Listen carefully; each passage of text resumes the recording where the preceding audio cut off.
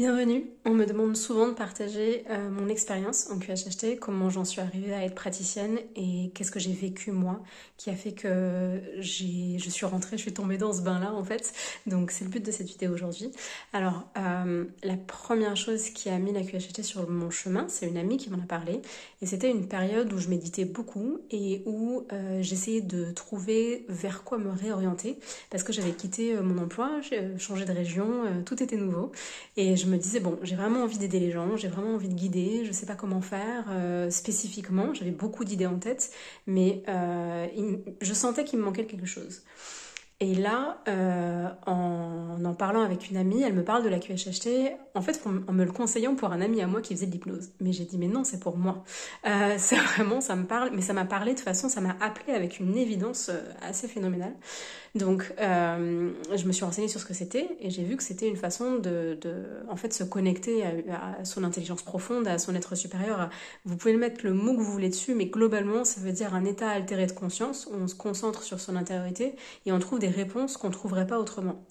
Et je me suis dit, mais pourquoi je peux pas le faire toute seule, ça? J'ai pas besoin d'aller voir quelqu'un pour le faire. Je comprends pas l'intérêt de guider quelqu'un là-dedans, puisque on est accessible à nous-mêmes tout le temps. Donc, je me suis mise en méditation et assez profonde grâce au fait que j'étais en train de faire des séances de neurofeedback. Donc, le neurofeedback, c'est on écoute un enregistrement et pendant ce temps, les ondes de notre cerveau sont enregistrées. Et y a un logiciel qui analyse si ces ondes sont harmonieuses ou bénéfiques globalement au fonctionnement du cerveau ou non. Si c'est bénéfique, on entend le son. Si c'est pas bénéfique ou harmonieux, on a une toute petite micro-coupure de son qui fait un feedback au cerveau. Donc neurofeedback, ça lui envoie de l'information en fait au cerveau et il se régule tout seul. Et ça m'a énormément aidé à faire des états de concentration et de relaxation et donc de méditation profonde beaucoup plus profonde. Donc j'avais ça qui m'a aidé aussi.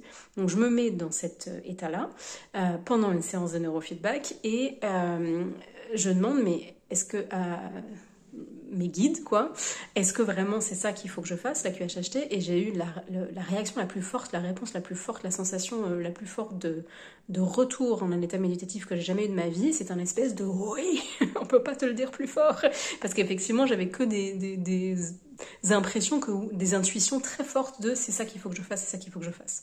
Donc j'ai fait ok, mais je comprends pas. Donc toujours dans mon truc de méditation, je pose la question, pourquoi est-ce qu'on a besoin d'aller voir quelqu'un pour faire ça? Est-ce que moi il faut que j'aille voir quelqu'un et que je fasse une séance? Et là, pour trouver mes propres réponses, et là j'entends il y a d'autres moyens et je replonge dans un souvenir. Ou dans une histoire, ou dans un rêve, ou dans une vie passée. Vous le comprenez comme vous le voulez avec votre lecture de pensée. Donc moi, mon témoignage, mon expérience, c'est que pour moi, c'est une vie passée.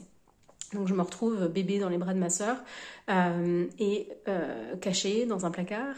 Et là, je manifeste mes besoins en tant que bébé en pleurant, parce que c'est ce que font les bébés quand ils ont besoin.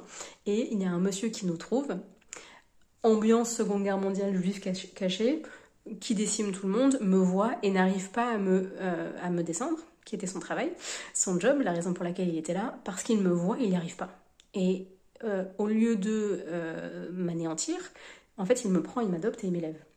Et de voir ce moment-là, ça m'a fait comprendre, en fait, je n'ai pas besoin de prouver que je mérite de vivre, qui était une croyance limitante profonde que j'avais, et qui animait des états très douloureux intérieurs, dont j'ai parlé sur cette vidéo que je vous partage, qui est en fait des états mixtes de troubles bipolaires. Ça, c'est la grille de lecture des médecins, et c'était vraiment ça, c'est-à-dire que j'avais énormément d'agitation et le besoin de prouver que j'ai de la valeur, parce qu'au fond du fond, je me dévalorisais complètement et je pensais que je ne méritais pas de vivre. Donc c'est à la fois des états d'agitation, donc de l'hypomanie, et à la fois des états dépressifs et très très très douloureux, et j'avais identifié cette croyance profonde qu'il faut que je prouve que je mérite de vivre. En revisitant cette mémoire passée, ou si vous préférez le voir comme ça, ce rêve représentatif, symbolique, vous le voyez avec les grilles de lecture que vous voulez, j'ai compris que en fait, je devais rien prouver du tout, que c'était pas de ma faute si la famille avait été décédée, c'était en fait la responsabilité du régime qui avait forcé l'homme à faire ces choses-là, qui n'était pas fondamentalement aligné à le faire puisqu'il n'a pas réussi à finir la tâche, et que rien qu'en me voyant, juste mon existence, il est passé d'un comportement de tueur à un comportement de sauveur, donc à quelque chose qui amène de quelque chose qui amène la mort à quelque chose qui amène la vie, et ça c'est juste en me voyant, j'ai rien eu à faire, juste il m'a vu, il a pas réussi quoi. Donc ça m'a rappelé à l'importance de la vie, mais d'une façon où je l'ai vécu, parce que j'ai vécu les émotions de ce moment-là en fait. J'ai revécu la culpabilité, j'ai revécu la peur, et c'est plus léger, c'est comme dans les rêves. Donc enfin, pour moi en tout cas, c'est pas comme si j'y étais vraiment. C'est vraiment une sensation de comme dans un rêve. Et en même temps, j'ai eu ce déclic de mais c'est pas du tout ma faute. Mais en fait, j'ai rien à prouver du tout et je dérange pas en manifestant mes besoins comme ce bébé a manifesté ses besoins. Juste, ben, je suis et ça suffit et c'est pas de ma responsabilité. Enfin, soulagement immédiat. C'est-à-dire que le soir même, j'ai eu une libération parce que après avoir pris les médicaments pour les troubles bipolaires, j'avais de la constipation assez sévère pour avoir un syndrome subocclusif où j'ai dû passer par les urgences, prendre des médicaments, etc. Mais j'étais pas bien du tout. Ce soir-là, j'ai eu une libération dont je vous passerai les détails, mais sur 4 jours, je me suis vidée quoi. Et j'ai plus jamais eu ce problème-là alors que ça faisait des mois et des mois et des mois que ça traînait. Donc déjà, j'ai eu une validation physique, somatique immédiate. Et depuis ce jour-là, j'ai plus du tout de valider quoi que ce soit en comportement qui coche un trouble bipolaire. C'est-à-dire que je suis stabilisée et sans avoir à faire d'efforts. Alors qu'avant, pour stabiliser mes troubles bipolaires, ben, j'ai eu besoin de médicaments, de l'hygiène de vie, d'un changement d'environnement, de mettre en œuvre plein d'habitudes, fait, des thérapies comportementales cognitives pour arriver à être relativement stable, mais il fallait faire plein d'efforts pour quoi.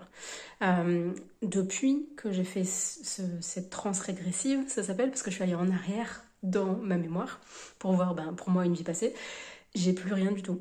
Je suis stable. Alors, j'ai des hauts et des bas, parce que bah, je suis un être humain qui a des émotions, donc il y a des journées où bah, je peux avoir de la colère, des journées où je peux être très heureuse, et des journées où je peux avoir de la tristesse, mais c'est jamais pathologique. Ça rentre plus dans les critères diagnostiques du DSM-5, qui est le truc qui permet de diagnostiquer chez les psychiatres, des troubles bipolaires. En fait, je coche plus depuis que j'ai fait ça. Donc ça, c'était la validation dont j'avais besoin moi pour me dire « Ah ouais, en fait, ça marche. » En fait, ça marche, donc ben, c'est bon, on y va, parce que je suis très cartésienne en fait en éducation, que j'ai bossé dans une fac de médecine où mon travail c'était notamment de relire des articles et d'enseigner aux étudiants à les écrire, où il fallait que je vérifie s'ils avaient justifié chacune de leurs affirmations et que c'était basé soit sur une expérience, soit sur de la recherche. Donc j'ai un œil très très critique, très analytique, en mode il faut que vous me prouviez pour que j'y croie quoi. Donc je fais la formation de QHHT qui se fait en ligne et là je vais vous le mettre dans une deuxième vidéo parce que c'est la suite et que ça va faire trop long sinon. Donc pour la suite de la formation, comment je l'ai vécue et ce que ça m'a apporté comme ouverture d'esprit de façon phénoménale et comment ça a continué à changer ma vie jusqu'à ma première séance à moi où que j'ai reçu pleinement de QHHT, ça va être là.